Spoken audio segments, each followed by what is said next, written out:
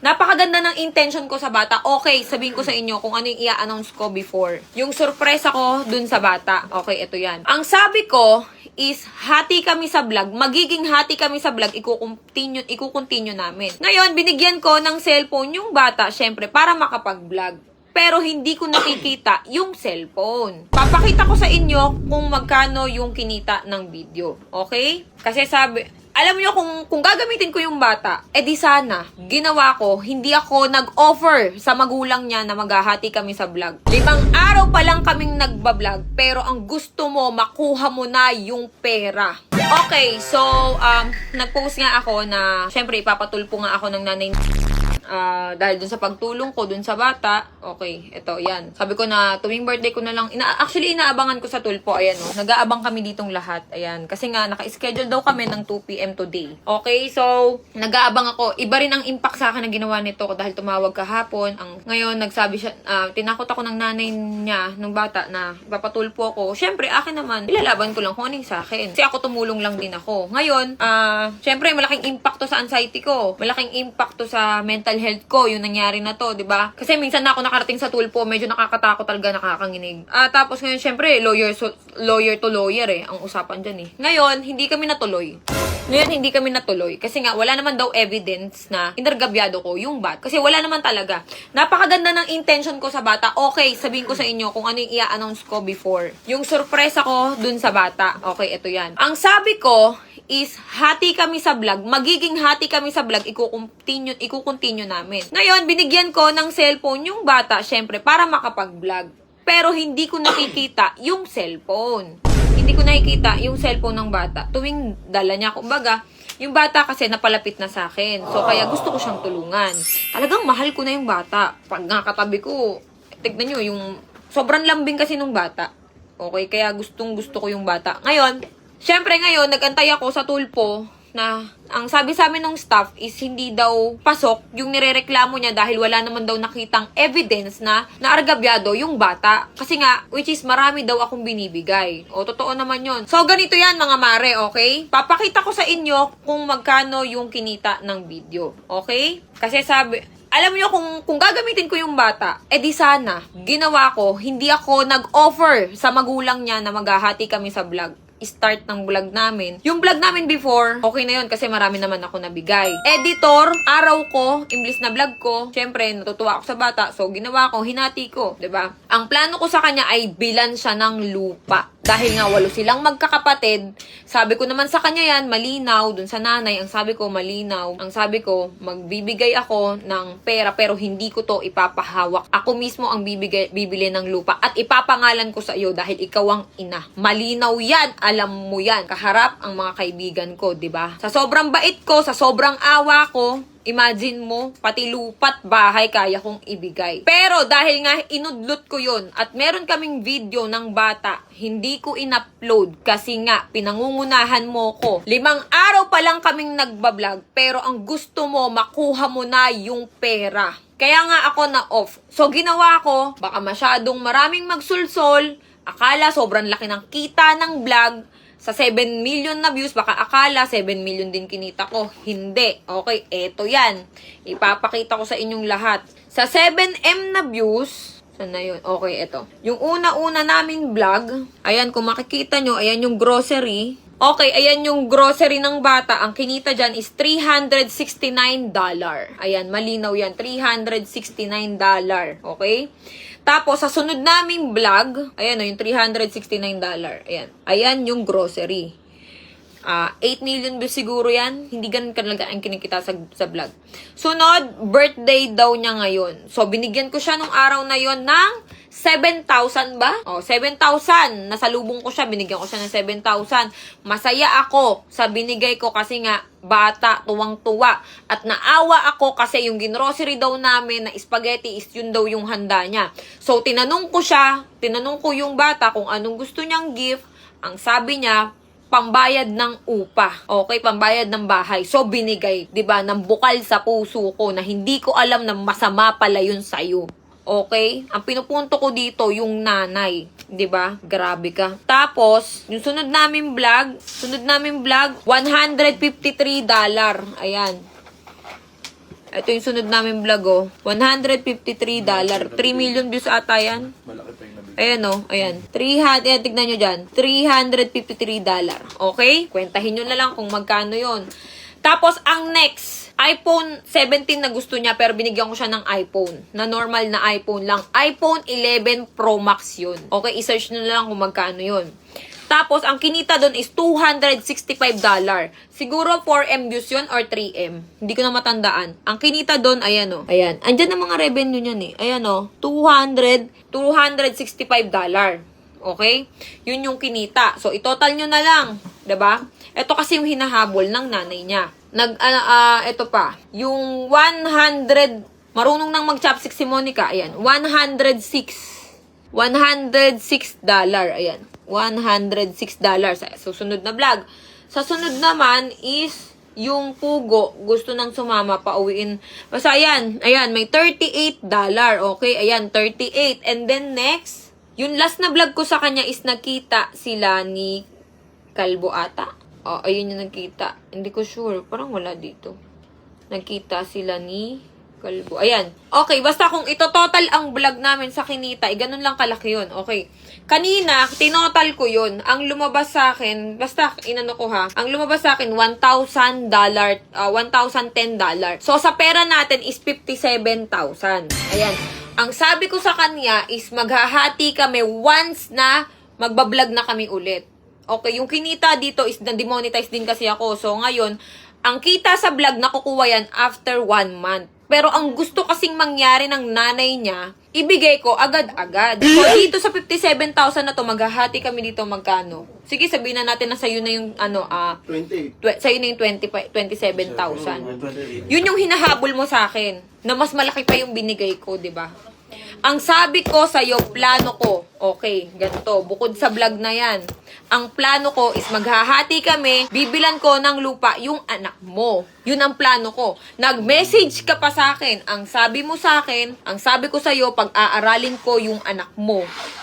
Tuwang-tuwa ka pa, Mare, salamat talaga. Ganun ang sabi mo sa akin. Ang dami, in-screenshot ko lahat, in-screenshot ko lahat ng message natin.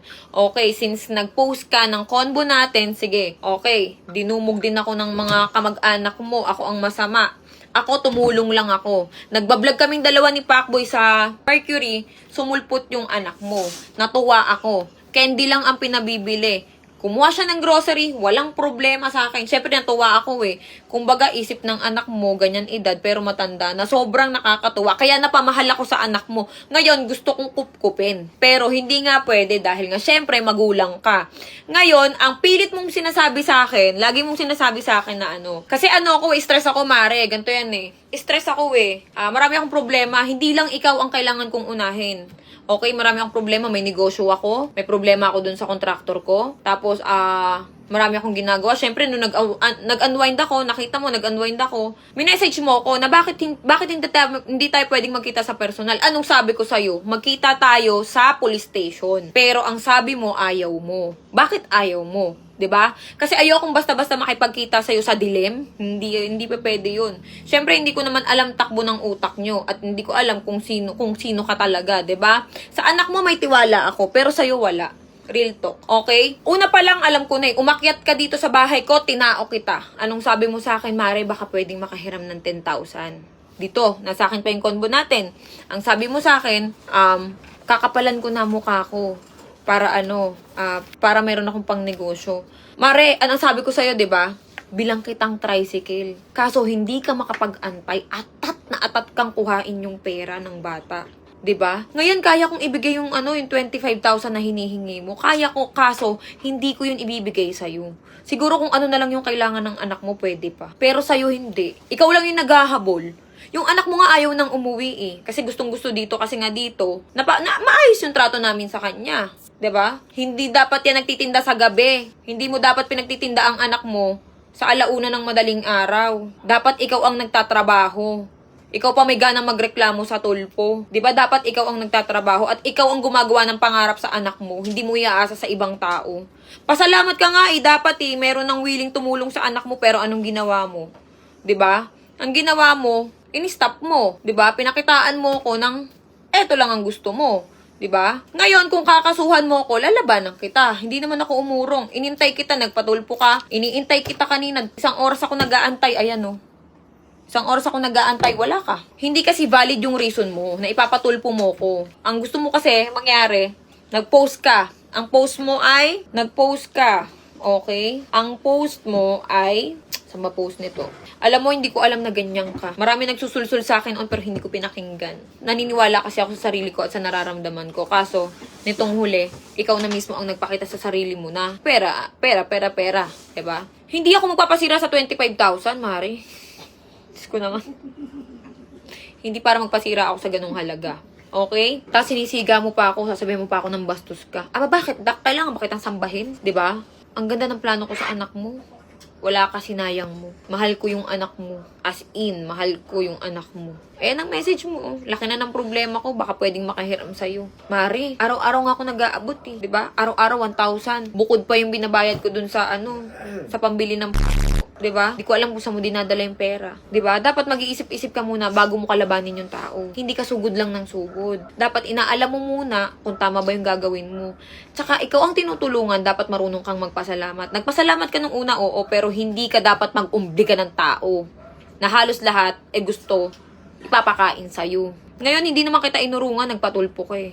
Hindi ka lang valid. Kasi alam nila na hindi ka kakampihan kasi nga mali ka, 'di ba? Kasi ang punto mo is pera. Wala silang nakita sa video na inargabyado. Ayan mga combo natin, oh. Dami nating combo. Total naglabas ka ng combo. Dapat kasi nag-iisip-isip ka muna. Tsaka dapat inaalam mo, ay papalag kaya to si Cherry White. Nakita mo kasi ako sa harap mo na mabait eh. Kaya siguro ganyan kakatapang. 'Di ba? Ngayon, kung kakasuhan mo ako, kung anong ginawa ko, okay, wala namang problema. Di magkasuhan tayo. Ikaw pa nga yung pwedeng makasuhan eh.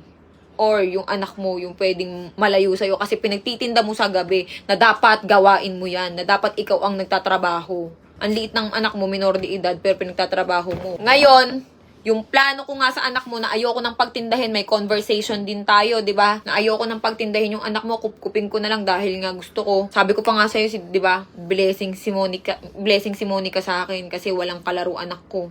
Gusto kong pag-aralin sa private. Anong sabi mo? Pasalamat. Salamat. Gumanong ka, 'di ba? Pero ang lagi mong sinasabi sa akin is ito. 'Di ba? Tapos ikaw ang unang nag-post sa social media. No ba? Hindi ko mahanap yung post mo. Asan na yun? Yung post niya, may nag-screenshot sa inyo. Nag-post ka, pero hindi ako nagpo-post. Nag-post ka na ng unang beses eh. Pinalampas ko. Tawag dito. Dapat di ko ganyan. Pag ikaw, ayan pa nga yung combo natin, no? Sabi mo sa akin, ganito gusto mo. Nag-go ako. Pero syempre, isang buwan bago natin makuha yung sahod, 'di ba? Wag kang abuso. Pag ginusto mo nang mahingi ng ganitong bagay ibibigay sa iyo, walang ganoon, 'di ba? Una, hindi ako naniniwala sa mga sabi-sabi diyan sa paligid mo. Sinayang mo lang yung tulong na ginawa sa iyo. 'Di ba? Hindi ko kasalanan na na. Ngayon, eto pa. Gagawan ko ng page yung anak mo. Anong ginawa mo? Yung cellphone, mula nung nag-meet kami, hindi mo pinapagamit. Kaya ako nga siya binila ng phone para meron siyang magamit. Kasi nga natuwa ako dun sa vlog namin, sa Mercury. Gusto daw niya iPhone 17. So, binigyan ko siya ng iPhone 11 Pro Max. Siyempre, sabi ko pa nga sa anak mo, ayan na iPhone 17. O, diba? Sobrang saya ko. Nakita ko yung saya nung bata.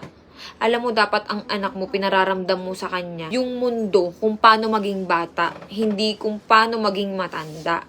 Magulang ka. Dapat ikaw ang magsumikap, hindi ang anak mo. Okay? Huwag mo sa akin sasabihin na ginagamit ko yung anak mo dahil hindi ako mag-o-offer sa'yo na maghahati kami sa vlog kung masama ang intention ko sa anak mo. Maganda ang intention ko, kaya nag-offer ako na simula nang magbablog kami, na yung i-announce ko, nabibilan ko siya ng lupa, pero anong ginawa mo, 'di ba? So, yun nga, hindi ko na tinuloy kasi nga sa nakikita ko hindi dapat. So, yun lang, Mare, ha? Sa susunod, pag-iisipan mong maigi. At saka sa mga taong tumutulong sa'yo, huwag kang abuso. Yun lang, okay?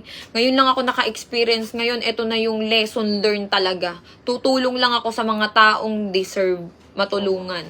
Hindi na ako tutulong sa mga taong walang utang na loob. Okay, tutulong lang ako sa mga taong kailangan talaga. Alam mo, Mare, tumutulong nga ako eh. Kahit 100,000 pa, 200,000, pinupuntahan ko mismo sa ospital. Hindi ako nagdadalawang isip. Hindi ko nga binablog eh. Tsaka huwag mo sa akin yung sasabihin na ginamit, ganyan. Ang dami namin vlog pending. Sa 3 days, sa 4 days na nag-stay dito ang bata, hindi ko binlog, 'di ba? Isang beses lang, isang video lang yung lumabas. Tinatanong mo pa nga ako eh, bakit wala kayong vlog? Sabi ko, busy ako eh. Busy talaga ako at marami akong problema. Wala na akong driver. Wala na akong katulong. Nilayasan pa ako ng kontraktor ko, nabuo na yung bayad. Sino di may stress? Lagi ko sinasabi sa'yo, wait lang. Hold lang. Wait ka lang. Hindi inaatat mo ko pera. 'Di ba? So ngayon, lesson learned na lang sa mga tutulong dyan, okay? Siguro yung mga tutulungan nyo, mas better, mga kamag-anak nyo na lang. Yun. At least, 'di ba? Tatay nyo, nanay nyo. Pero sa mga kamag-anak na, meron din kasing kamag-anak na iba ang ugali. 'Di ba? Mas maganda kung tutulong kayo sa mga deserve na tao. Katulad ni Baby Samuel. May sakit. Yun. Yung kinita namin sa vlog ni Baby Samuel, $78. Pinakita ko na sa nanay. Hindi ko na binlog. Yun yung iaabot ko sa kanya. Tapos, yung sa Gcash, hindi ko kasi nalagay sa vlog. Pero, malapit naman na mabuo yung pera nila. Yun yung deserve tulungan. Alam mo, miss na miss ko na nga yung anak mo eh. Kaso natatakot lang ako na baka one time kasi mabaligtad ako. So, yun lang. Ingat-ingat na lang, Mare.